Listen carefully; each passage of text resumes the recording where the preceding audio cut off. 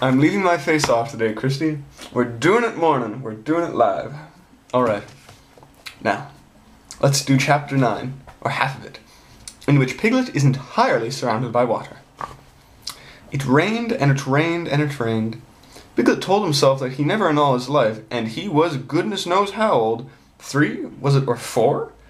Never had he seen so much rain. Days and days and days. If only, he thought, as he looked out of his window, if I had been in Pooh's house, or Christopher Robin's house, or Rabbit's house when it began this rain, then I should have had all the company all this time, instead of being here all alone with nothing to do except wonder when it will stop. And he imagined,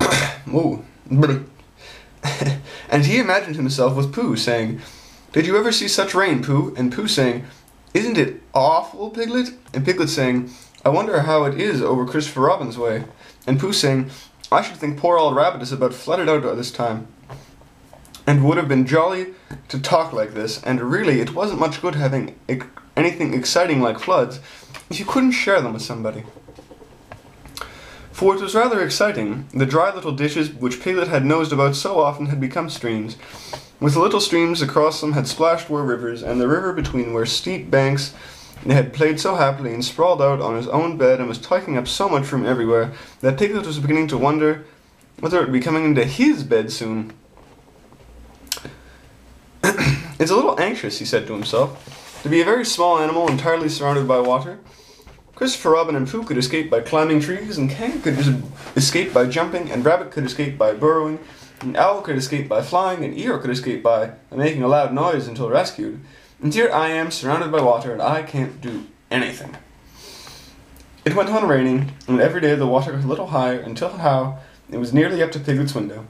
And still he hadn't done anything. "There's Pooh," he thought to himself. "Pooh hasn't much brain, but he never comes to any harm. He does silly things, and then turn out right. There's Owl. Owl hasn't exactly got a brain, but he knows things. He would know the right thing to do when surrounded by water. There's Rabbit.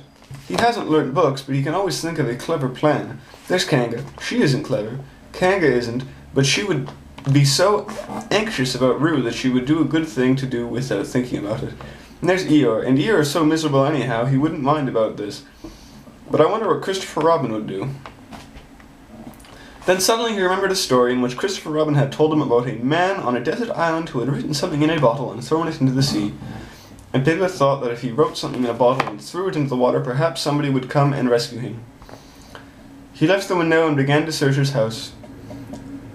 All of it there wasn't water under. Sorry, he left his window and began to search his house. All of it that wasn't underwater, and at last he found a pencil and a small piece of dry paper, and a bottle with a cork in it. And then he wrote on one side of the paper, "Help! Piglet. Me." And on the other side, "It's me, Piglet. Help, help." Then he put the paper in the bottle, corked the bottle up as tightly as he could, leaned out his window as far as he could lean without falling, and threw the bottle as far as he could throw. Splash!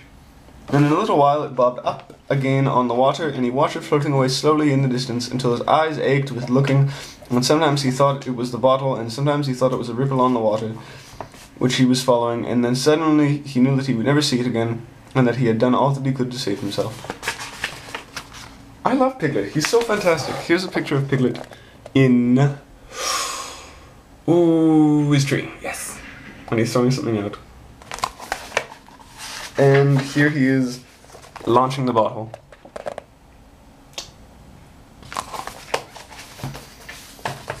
So now, he thought, somebody else will have to do something, and I hope they will do it soon, because if they don't, I shall have to swim, which I can't, so I hope they do it soon. And there he gave a very long sigh and said, "I wish Pooh were here. It's so much more friendly with two."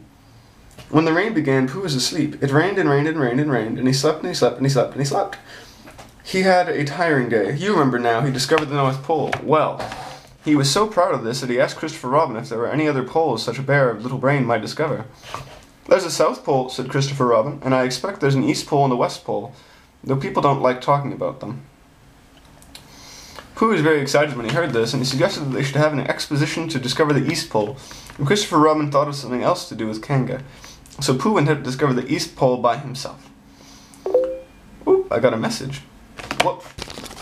I got a message from you while recording a story. Goodness, I'm gonna answer you and tell you that I can't talk because I am recording a story. Yes, I found that out. I'm recording your story now. It will be referenced. Give me a second. Alright, now where was I? Whether he discovered it or not, I forget. But he was so tired when he got home that in the very middle of after supper, as he had been eating for a little more than half an hour, he fell fast asleep in his chair and slept and slept and slept. Then suddenly, he was dreaming. He was at the East Pole, and it was a very cold pole, with the coldest sort of snow and ice all over it. But he had found a beehive to sleep in, and there wasn't room for his legs, so he had left them outside, and wild woozles such as inhabit East Pole came and nibbled on the fur of his legs to make nests for their young. And the more they nibbled, the colder his legs got, until suddenly he woke up with an ow! And there he was, sitting in his chair with his feet in the water, and water all around him. He splashed to his door and looked out. "This is serious," said Pooh. "I must have an escape." So he took his largest pot of honey and escaped with it to a broad branch of his tree, well above the water, and then he climbed down again and escaped with another pot. And when the whole escape was finished, there was Pooh sitting on his branch, dangling his feet and legs, and there beside him were 10 pots of honey. 2 days later, there was Pooh sitting on his branch, dangling his legs, and there beside him were 4 pots of honey. 3 days later, Pooh was sitting on his branch, dangling his legs, and there beside him was 1 pot of honey. 4 days later, there was Pooh. And on the morning of the 4th day, the Piglet's bottle came floating past him. With one loud cry of "Honey!" Pooh plunged himself into the water, seized the bottle, and struggled back into his tree. "Father," said Pooh as he opened it, "what was all that for? What's this bit of paper doing?" And here's a picture of Pooh Bear, sitting on the branch with his bottles.